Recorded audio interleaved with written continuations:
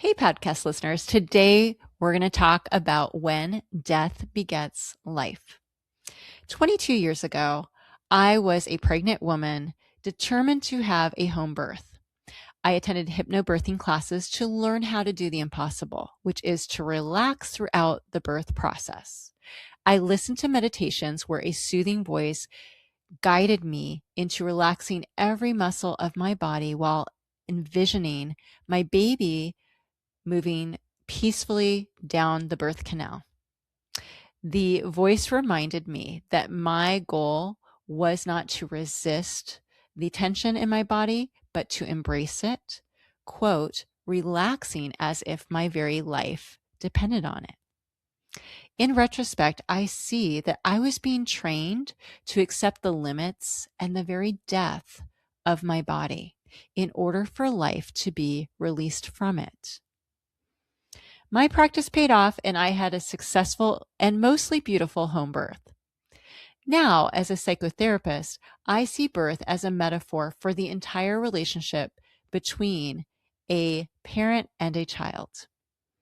The principle of fostering a healthy birth is the same that underlies healthy child development. Parents must embrace their limits and very death in order for the child to have life and to flourish. In other words, our death begets their life. In order to better understand, let's look at what happens when parents do not embrace this principle.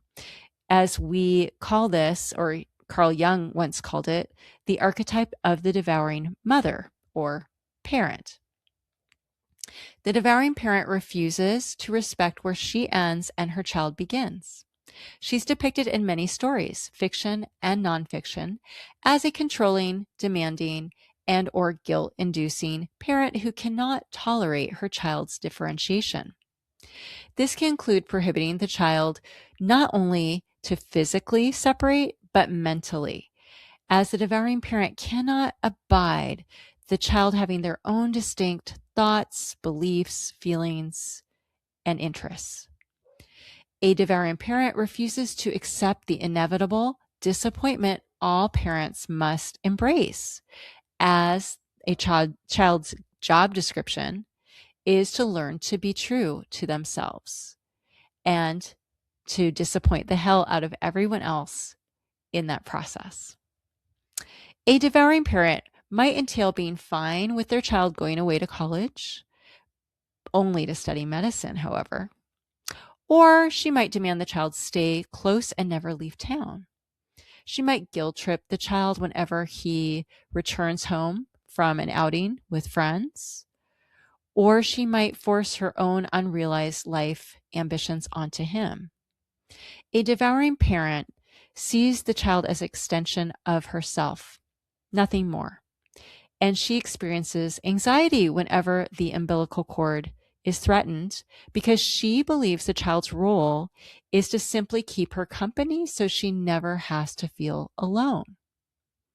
The irony is, even though a devouring parent wants to engulf her child, she doesn't really know him at all. She's not interested in learning who he is on the inside, only how he makes her feel. Objects that have distinct personalities don't make good objects. His personality and uniqueness threaten her ability to objectify him. A devouring parent doesn't want to break up the original unit they have with their child. But the child will find a way to differentiate, which could be by suicide or bonding with a romantic partner to extricate himself, or most often through dissociating, which is like emotional suicide, where he just no longer feels his feelings and becomes zombie-like.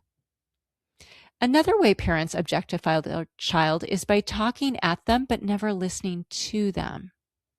A devouring parent wants to be heard but isn't interested in hearing the experience or the perspective of their child. In other words, the parent devours by making everything about herself. These parents are often jealous of the relationship a child has with others, yet they are not interested in changing in order to foster a better relationship with him themselves. As a teen, I remember hearing my mother lament to my best friend, Julie, how can I get Bronwyn to open up to me like she does with you? She seemed utterly perplexed as to why I never wanted to talk to her when she refused to listen to a word I said. So she just concluded it was unfair and saw herself as an innocent victim of my apparent prejudice. Devouring our children never satisfies because we were created to be whole within ourselves. There is no substitute for our own choice to self-attune and integrate with our inner child. There's no substitute for self-nurture because it is life-giving, a life that we alone can give ourselves. Now, this brings us back to the symbolism of birth, as embracing our own death begets life, not just for the child. Accepting our own limits and loneliness can impel us to stop outsourcing our nurture onto others and finally integrate with our inner child, learning to self-nurture and becoming whole. When I'm able to self-attune to my feelings, I am free to no longer expect attunement from my child, but I am now able to listen to her and validate her experience. Now I'm able to fulfill my job description as a parent, which is to be a mirror to my child versus making my child into my mirror. When we listen and validate our children's feelings, it inherently teaches them that they matter. This is the single most powerful gift we can give to a child, and they will carry this gift into the rest of their lives. A child who knows they matter will someday have the constitution to walk away from the abusive partner or the abusive workplace. We give them that gift by listening and being a mirror, reflecting back to them their importance as they feel seen. When I give myself my approval, I no longer need my child to make me feel important. I give this to me. My child's distinct feelings and thoughts are no longer threatening to me because I no longer fear her abandonment. I've got me now, and I'm no longer going to abandon her.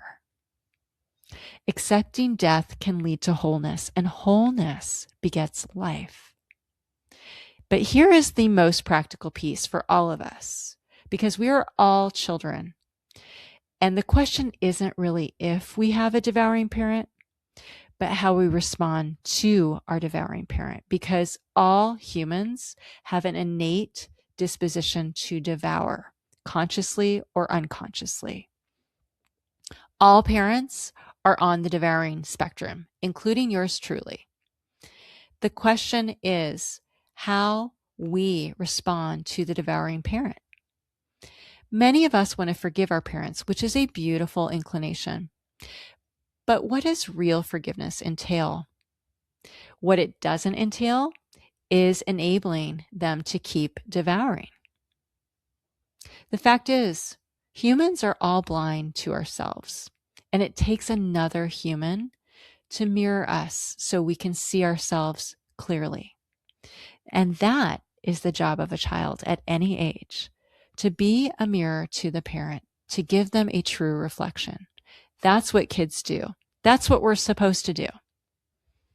What matters is the response of the parent. Do they listen or do they refuse? A listening parent is a loving parent. I myself was devouring for years with my daughter, and I had no idea. I honestly thought I was a good parent. Yet for years, I refused to listen to her, but instead demanded she be the daughter I wanted her to be. When I finally woke up, I started taking her feedback seriously, changing accordingly. As hard as it's been, because I'm not going to lie, the changes have actually helped me all around. Listening to her, taking in her feedback has helped me become more considerate, more cautious, and more self-aware. And I have grown tremendously, and it's made my life easier. My daughter now forgives me in the truest way because I have earned and continue to earn her forgiveness and trust. That's what we do with a devouring parent. We give them an opportunity to wake up and stop devouring. Now, this may entail an ultimatum, and it may necessitate a cutoff, at least temporarily, but it's ultimately an act of love. We say, I love you and me too much to allow you to continue to hurt us both. We stand firm, choosing ourselves and no longer betraying ourselves. This is where the death of the parent leads to the life of the child. This is the hope for a parent, to reincarnate themselves in this lifetime, to wake up, to grow, to resuscitate, and to come to life.